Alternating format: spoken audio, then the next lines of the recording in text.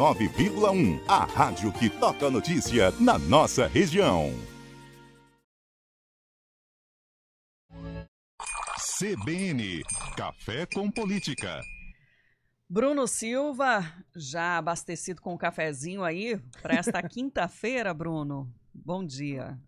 Olá, muito bom dia, Sandra. Bom dia, Felipe Pereira. Bom Claro, dia. já tomei 3 para falar a verdade, viu, Já gente? tomou Às vezes o pessoal todos, fala É assim, que né? você tá tomando tomando por nós três, Bruno. É. A gente tá sem nosso tomando por cafezinho vocês, aqui.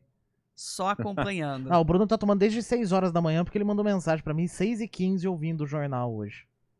Tá vendo? Já estava acompanhando o Felipe Pereira já, trazendo É. os principais destaques e notícias.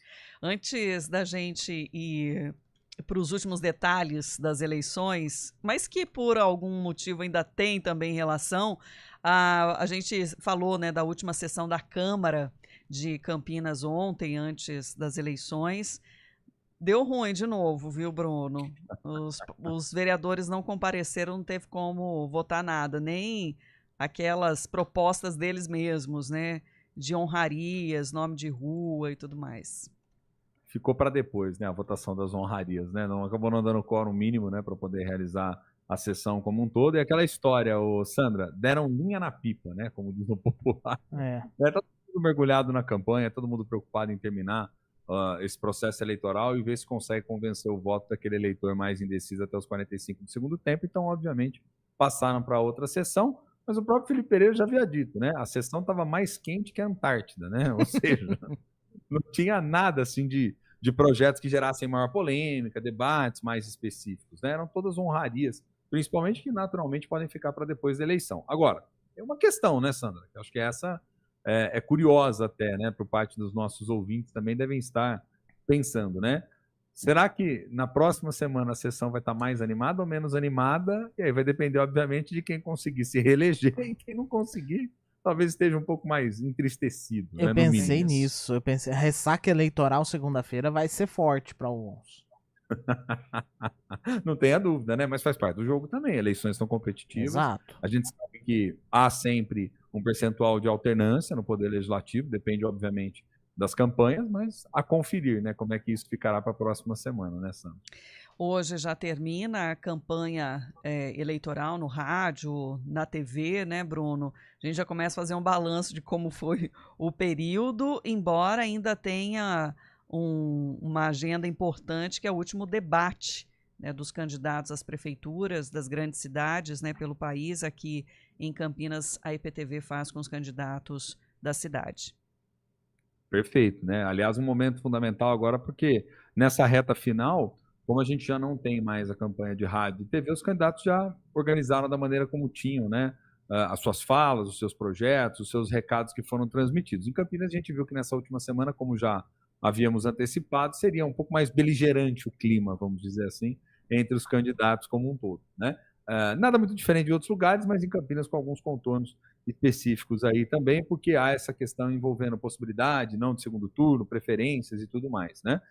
E óbvio que o debate é um momento muito central, fundamental, porque agora as pessoas estão de fato mergulhadas, né, gente? Faltando aí 2, 3 dias, enfim, para a realização das eleições, está todo mundo mergulhado no tema e todo mundo quer, afinal de contas, saber, né? Principalmente os indecisos, saber para quem eu vou, quem eu voto, quem eu escolho. Aqueles que já estão com o voto consolidado é muito mais acompanhar para literalmente ver como que o candidato se sai, o que ele traz de novidade, etc. Mas tem muitos que estão indecisos ainda, né?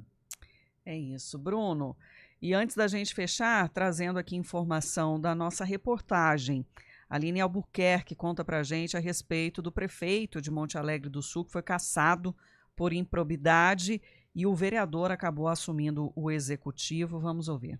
O prefeito de Monte Alegre do Sul, Edson Rodrigo, sem partido, teve o mandato cassado nesta quarta-feira. Na sequência, houve 2 renúncias, da vice-prefeita e do chefe do legislativo, além de uma eleição para um novo chefe do executivo. Edson Rodrigo foi acusado de improbidade administrativa após denúncia de prejuízo aos cofres públicos durante a Festa do Morango em agosto de 2022. Ele ainda pode recorrer da decisão. Após a Câmara cassar o mandato de Rodrigo, a vice-prefeita seria a primeira pessoa indicada para ocupar a posição. Hélida Panegassi, do Podemos, renunciou ao cargo durante a tarde. Seguindo a ordem prevista por lei, a próxima pessoa a assumir o cargo de prefeito seria o presidente da Câmara, Luizinho Ferraresso, do PP. Entretanto, o vereador também renunciou à função. Ambos atrelaram a renúncia ao fato de concorrerem ao Legislativo nas eleições municipais deste ano. Uma sessão extraordinária foi convocada pela Câmara Municipal ainda na quarta-feira e, em uma eleição indireta, escolheu o vereador Luiz Fabiano, do MDB, para assumir a prefeitura. O Grupo PP entrou em contato com a Câmara dos Vereadores e com a administração municipal, mas não recebeu retorno até a publicação da reportagem. A denúncia de cassação do prefeito foi realizada em setembro do mesmo ano. A investigação apontou irregularidades no recolhimento dos valores dos espaços públicos para a organização da Festa do Morango. Conforme o decreto municipal, os expositores do evento deveriam pagar os espaços em conta bancária própria do município, mas expositores alegaram ter feito o pagamento via Pix para a conta particular de um funcionário responsável pelo setor de eventos da prefeitura. Em depoimento à Câmara, o funcionário admitiu que recebeu o valor de maneira que contrariou o decreto e afirmou que o prefeito sabia que isso era feito. Ao Grupo EP, o prefeito cassado Edson Rodrigo informou que está internado tratando de uma doença renal. Disse que o Ministério Público arquivou a denúncia contra ele apresentada pela Câmara dos Vereadores. Edson Rodrigo também disse confiar na reversão da cassação e afirmou ser vítima de retaliações. De Campinas, Aline Albuquerque. Olha, essa é a primeira vez que eu vejo alguma coisa desse tipo acontecer aqui na região, viu? E as falhas podem estar nos detalhes, né, Bruno? Olha, não tem a menor dúvida. Pode ser a primeira vez aí na região, viu, Felipe? Mas eu vou te contar um segredo. Aqui na região central, Taquaritinga, por exemplo, passou por um processo que foi semelhante. O vice não assumiu, o presidente da Câmara também não quis, teve que fazer eleição indireta, né, ali através do Legislativo. Foi um mega de um caos. Agora, a gente fica imaginando o seguinte, para todo mundo renunciar, ninguém querer, ninguém fazer.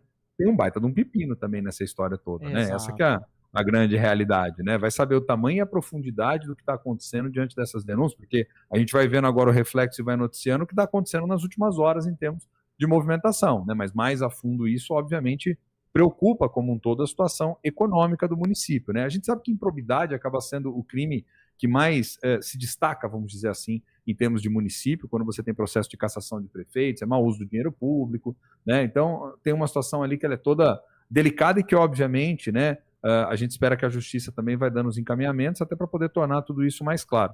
Mas que ficou esquisita essa história, que ficou estranha, ficou, viu, gente? Bruno, obrigada pela parceria de hoje e até amanhã. Que agradeço, viu, gente? Abração, Sandra, abração, Felipe, nossos queridos ouvintes. Amanhã a gente volta. Um abraço. Até amanhã.